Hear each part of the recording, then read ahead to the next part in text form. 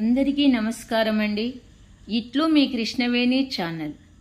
Video చివరి వరకు వినండి. నచ్చితే లైక్ చేయండి. అమ్మ రుణము ఎన్ని జన్మలెత్తినా తీర్చుకోలేనిది. అటువంటి అమ్మ కథ. మామయ్య, అమ్మని ఓల్డేజ్ హోమ్లో చేర్చుదామని అనుకుంటున్నాను. నువ్వొకసారి రాగలవా అంటూ వేణు దగ్గర నుండి ఫోను. ఎందుకు ఏమిటి అని అడిగేలోపే ఫోన్ పెట్టేశాడు వాడు. ఇప్పుడు రేవతిని వృద్ధాశ్రమంలో చేర్చాల్సిన అవసరం ఏమొచ్చింది వాడికి అని ఆలోచనలో పడ్డాను. గతము గుర్తుకొచ్చింది. వేణు తల్లి లక్ష్మి నాకు తోడబుట్టిన అక్క. బావ ప్రసాదరావు చాలా మంచివాడు. మా అమ్మా నాన్నలు పల్లెటూళ్ళలో ఉండటం వల్ల నేను అక్క వాళ్ళింట్లో ఉండి చదువుకునేవాణ్ణి. డెలివరీ టైంలో డాక్టర్ల నిర్లక్ష్యం వల్ల మా అక్క చనిపోయింది. అప్పటికి వేణు 5 రోజుల పిల్లాడు. బంధువులందరూ బలవంత పెట్టగా బాబు కోసం బావ రేవతిని పెళ్లి చేసుకున్నాడు. రేవతి ప్రసాదరావుకి దూరపు బంధువుల అమ్మాయి. తల్లి తండ్రి లేరు. మేనమామ పెంచాడు. రేవతి నెమ్మదస్తురాలు. 10వ తరగతి వరకు చదువుకుంది. బావ రెండో పెళ్లి చేసుకునేసరికి నేనెక్కడుండాలి అన్న ఆలోచనలో పడ్డాను. నేను నచ్చిన అమ్మాయికి నేను ఇక్కడ ఉండటం ఇష్టం ఉంటుందో లేదో, వెళ్ళిపోతే బావ ఏమనుకుంటాడో అని సందిగ్ధంలో పడిపోయాను. రేవతి వచ్చిన వారం రోజులకి నా గదిలో బుక్స్ సర్దుకుంటున్నాను. అన్నయ్య అని వినిపించింది. తలెత్తాను.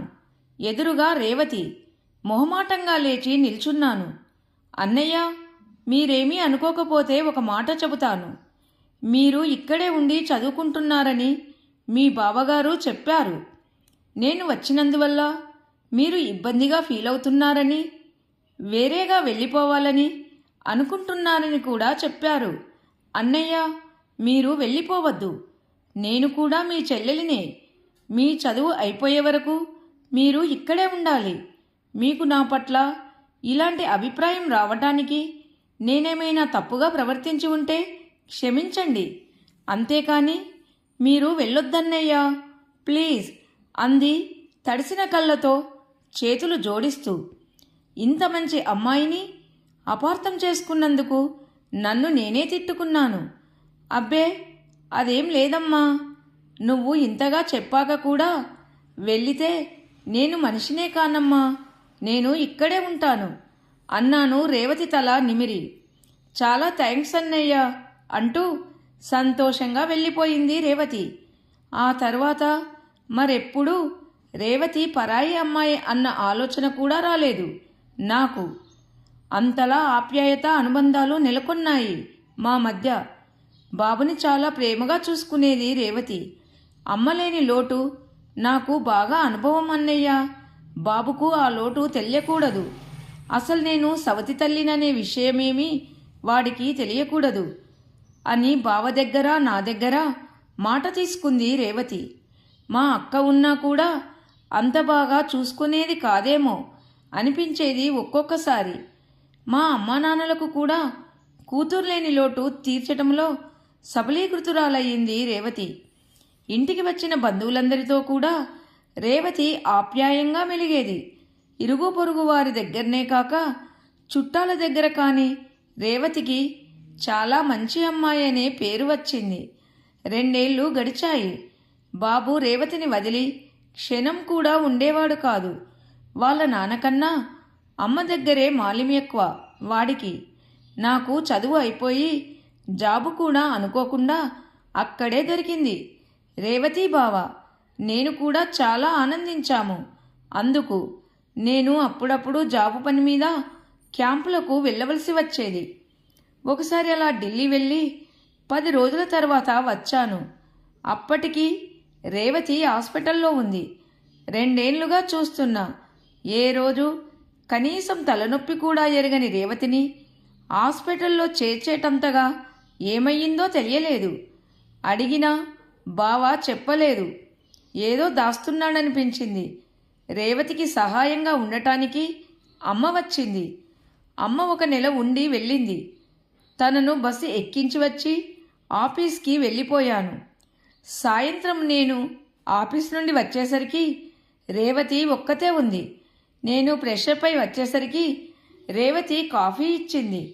సభ్యత కాదని అనిపించినా తనని అడగకుండా ఉండలేకపోయాను. రేవతి, నీకెప్పుడూ కొద్దిపాటి నీరసం కూడా రాదు కదా? హాస్పిటల్లో చేరేంత పెద్ద అనారోగ్యం ఏం వచ్చింది? నీకిష్టమైతేనే చెప్పమ్మా. బావని అడిగినా చెప్పలేదు, అందుకని నిన్ను అడుగుతున్నాను అన్నాను. 1 నిమిషం మౌనంగా ఉండి తరువాత, ఇందులో దాచేదేముందన్నయ్యా? నాకు పిల్లలు పుడితే బాబును ప్రేమగా చూసుకోలేనేమోనని నా భయం.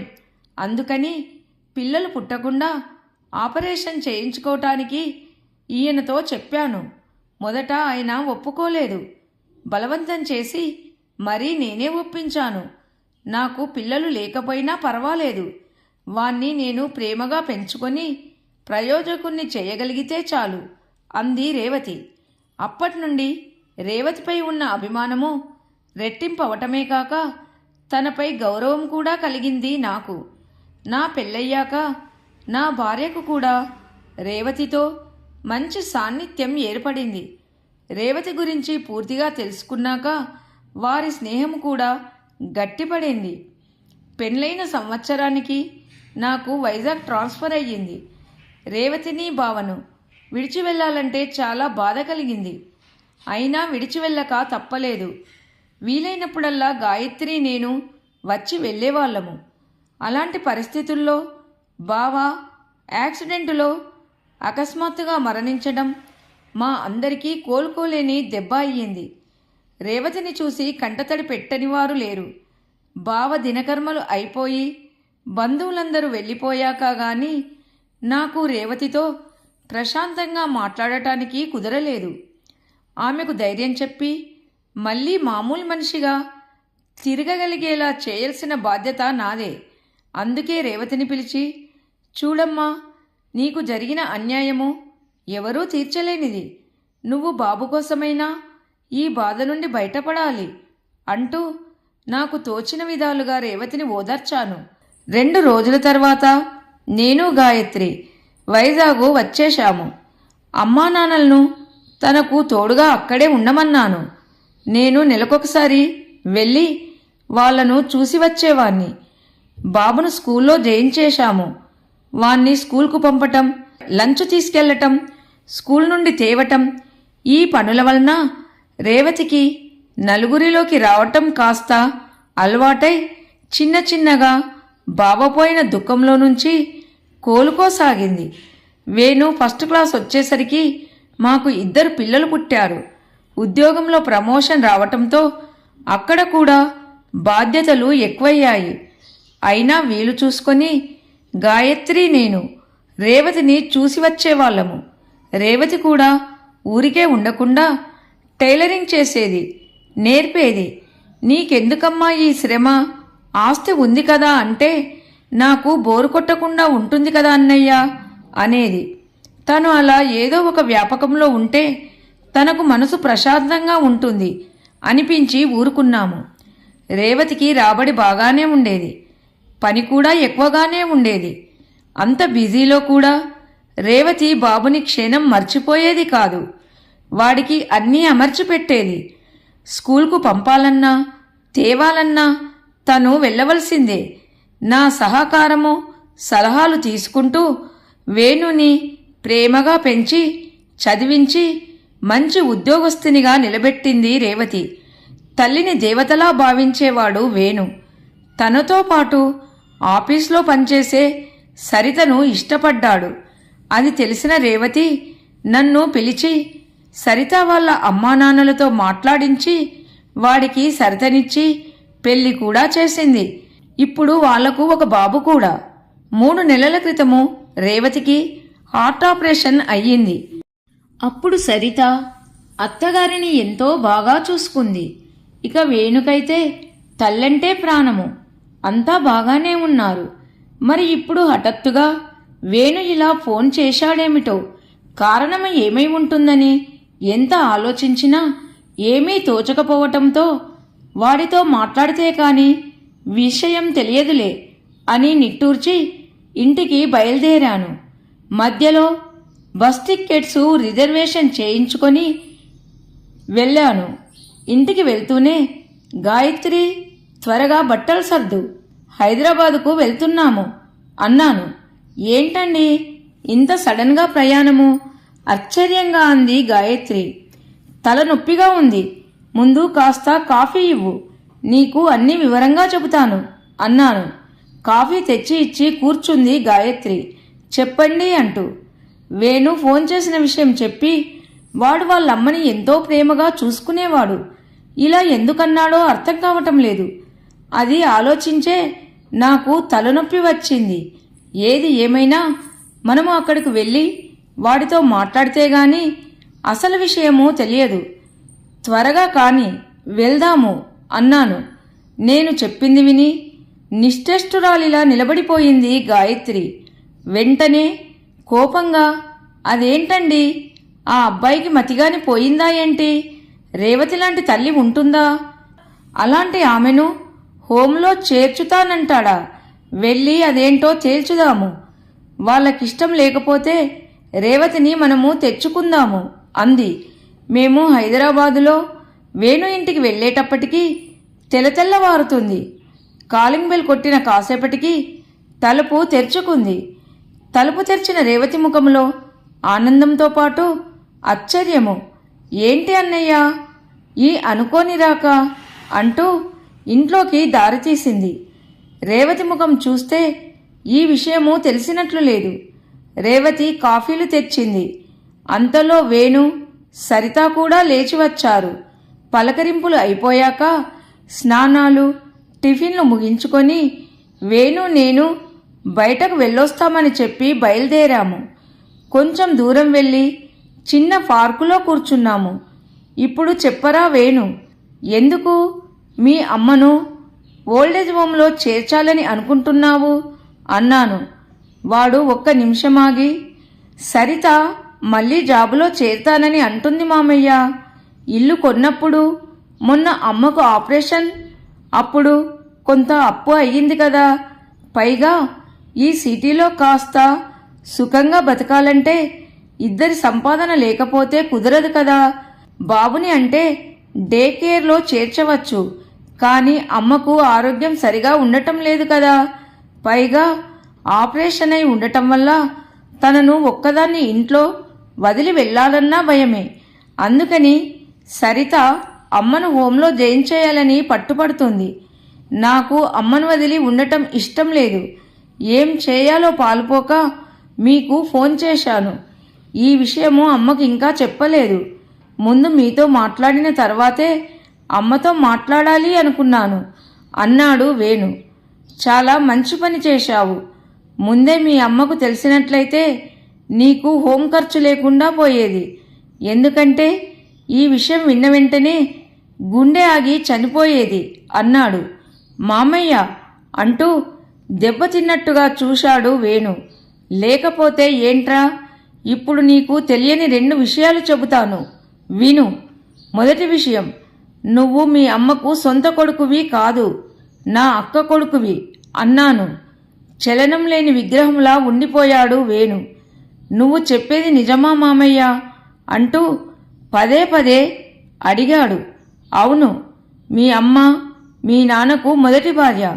ఆమె నిన్ను కని చనిపోతే మీ నాన్న రేవతిని 2వ పెళ్లి చేసుకున్నాడు.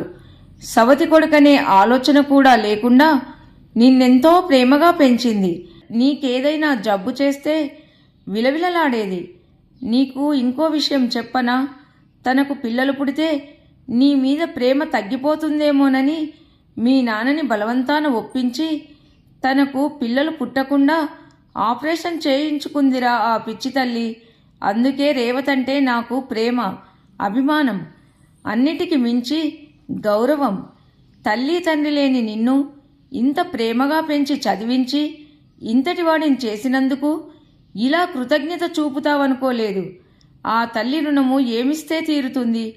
రుణము తీర్చుకోలేకపోతే పోయావు. కనీసం మిమ్మల్ని చూసుకుంటూ సంతోషంగా బతుకుతున్న ఆమెకు ఆ సంతోషం కూడా లేకుండా బయటకు పంపేయాలని చూస్తావా? మీ అమ్మకు తన పెంపకంపై చాలా నమ్మకం. తన నమ్మకాన్ని వమ్ము చేస్తావనుకోలేదు. నేను చెప్పవలసింది చెప్పాను. అయినా నీ అభిప్రాయం మారకపోతే మీ అమ్మను నేను తీసుకెళ్తాను. అంతేకాని హోంలో చేర్చటానికి ఎట్టి పరిస్థితుల్లోనూ ఒప్పుకోను. ఆలోచించుకో అంటూ కోపంగా కదలబోయాడు. వేణు చేతులు నన్ను ఆపేశాయి. విసురుగా వేణు వైపు చూసిన నేను వాడి కళ్ళ వెంట కారుతున్న నీటిని చూసేసరికి కొంచెము మెత్తబడ్డాను. నన్ను క్షమించు మామయ్య. సరిత అమ్మను ఓల్డేజ్ హోంలో చేర్చుదామని చెప్పినప్పటి నుండి నా మనసులో లేదు. మీరైతేనే నాకు సరైన సలహా ఇస్తారని మీకు ఫోన్ చేశాను. ఇప్పుడు మీరు చెప్పిన విషయాలు విని కూడా నేను ఒక అభిప్రాయానికి రాకపోతే నేను మనిషిగా బతకటానికి కూడా పనికిరాను. ఏదేమైనా సరితను ఉద్యోగానికి పంపను. నా బిడ్డను కూడా మాతృప్రేమ నుండి దూరం కానివ్వను. నా తల్లికి నా చేతనైనంత వరకు ఏ కష్టమూ కలగనివ్వకుండా చూసుకుంటాను.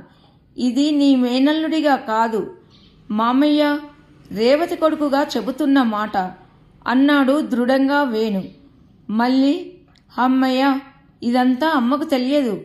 తెలిసినట్లయితే ఇక జీవితంలో అమ్మకు ముఖం చూపించటానికి నాకు అర్హత ఉండేది కాదు. ఇప్పుడు నా మనసు ప్రశాంతంగా ఉంది. నాకు చాలా హెల్ప్ చేశావు మామయ్య. నీకు మెనీ థ్యాంక్స్ అని. పద మామయ్య, నాకు ముందు అమ్మని చూడాలని ఉంది అన్నాడు వేణు. ఇద్దరం ఇంటికి వచ్చాము. గాయత్రి ముఖంలో కూడా ఏదో సాధించిన సంతోషం కనబడింది.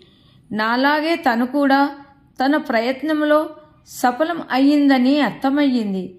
వేణు అమ్మా అమ్మా అని పిలుస్తూ రేవతి గదిలోకి వెళ్ళి చెయ్యి పట్టుకొని హాల్లోకి తెచ్చి సోఫాలో కూర్చోబెట్టి తన ఒడిలో తలపెట్టుకొని పడుకున్నాడు. ఏంటి నాన్నా, ఒంట్లో బాగాలేదా అంది రేవతి నుదిటిపై చెయ్యి పెట్టి ఆదుర్దగా. లేదమ్మా, ఊరికే పడుకోవాలనిపించింది అన్నాడు వేణు. కొడుకు తల నిమురుతూ, చూడన్నయ్యా, వీడికింకా పసిమనస్తత్వం పోలేదు మురిసిపోతూ అంది రేవతి. తన ముఖములో సంతోషం చూస్తుంటే ఒక మంచి హృదయం ముక్కలు కాకుండా కాపాడగలిగానన్న తృప్తితో నా మనసంతా నిండిపోయింది. కథ సమాప్తం. నచ్చితే లైక్ చేయండి. అందరికీ ధన్యవాదములు.